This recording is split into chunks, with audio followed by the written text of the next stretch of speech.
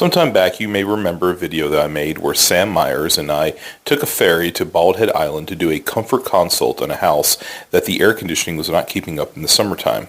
After we determined that the envelope was not the factor, we then tested the system using MeasureQuick, and we determined that the static pressure was way too high due to poor craftsmanship in the ductwork. This system was even upsized from a 2-ton to a 2.5-ton, but according to MeasureQuick, we were putting out less than 2 tons of capacity. Okay, well, I'm up here on a follow-up on a house here on Bald Head Island. This is up in an attic, spray foam insulation. This was a 2-ton unit originally. As you can see, just the flex bomb that's here. 2-ton unit couldn't keep up. So the original contractor came back, and they put in a 2.5-ton unit.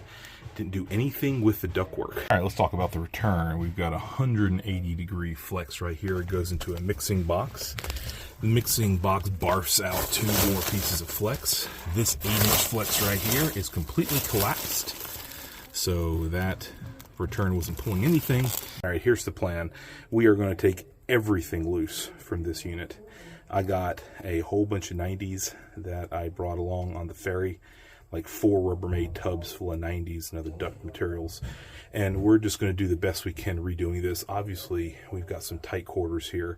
Well, I know it's kind of hard to tell with all the flex going everywhere, but they've got a main trunk, and it goes back there, and these 2 ducts come off, they bend flex, they do 180, and it goes back the other way towards the other side of the house. I know it's kind of hard to see, but for the life of me, I don't know why they didn't tap off the side of the trunk that they're actually pulling the duct towards. Instead, they got a 180-degree turn. Here's the problem.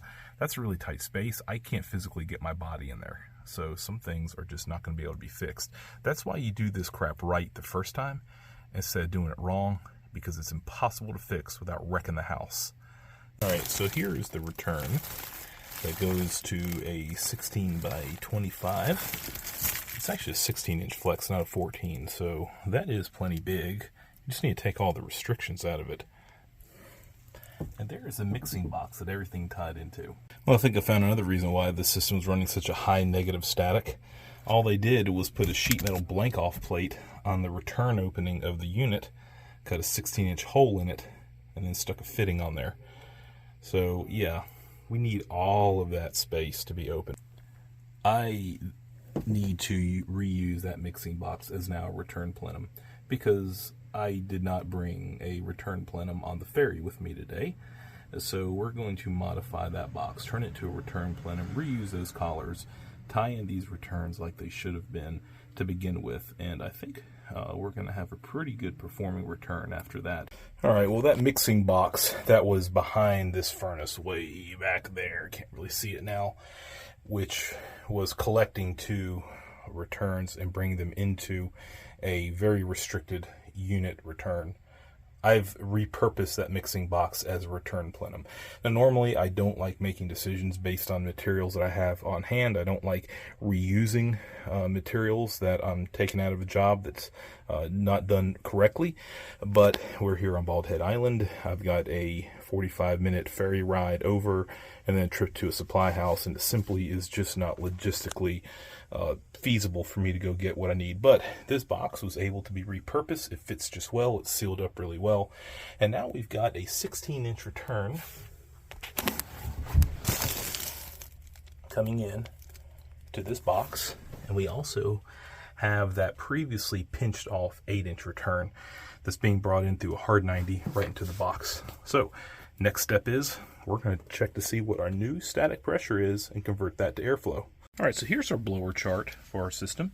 We've got an air handler that is a 3617, and we're using it in a 2.5-ton application. And as we see, the blower chart only goes up to 0.70. We were running 1 inch of static, and so if we line this up, even at 0.7 inches of static, we're only moving 976 CFM. At 1 inch of static, MeasureQuick was estimating that we were moving around 800 CFM. So essentially we had a 2.5-ton unit, but we were only getting 2 tons worth of airflow on it, and we were getting less than 2 tons of performance out of it.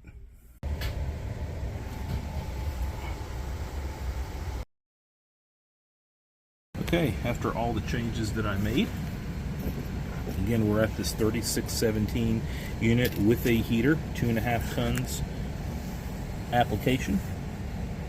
We are moving 0.6, or we're at 0.6 static pressure, which means we're moving 1,015 CFM. So we are moving 400 CFM per ton nominal. That is a 200 CFM improvement just by making those craftsmanship repairs to the ductwork. It may not look like much, but this unit is finally performing the way it really should. What's the lesson that we learned here? Well, this was originally a 2-ton system, and when it couldn't keep up, the contractor came back and swapped it out for a 2.5-ton system on his dime. And all the while, it was probably only 2 tons of load on the house, but you were never going to get any more than 1.5 tons of cooling out of the system the way the ducts were. So you can't equipment your way out of these problems. We have to be able to diagnose poor duct problems, and then on a fairly new system where the indoor coil is clean, the filters are clean, and the blower wheel is clean, a simple static pressure and checking the blower chart is good enough to get you within the range of airflow that the system's operating in. It's not perfect, it's no true flow grid, but it'll get you close. And that's exactly what we did. When we found 1.0 inches of static pressure, we knew this system had huge airflow problems.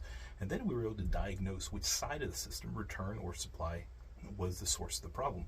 We're running a really high negative static pressure on the return side. So that told me to give more attention to the return repairs than the supply repairs. And then at the end, when we tested out, just that simple static pressure test, checking it against the blower chart, told us that we once again have restored airflow to the system. So that's how you diagnose these problems. Simple static pressure. Airflow is huge in these, and there is no substitution to good airflow as a result of good craftsmanship. This is the before, and this is the after.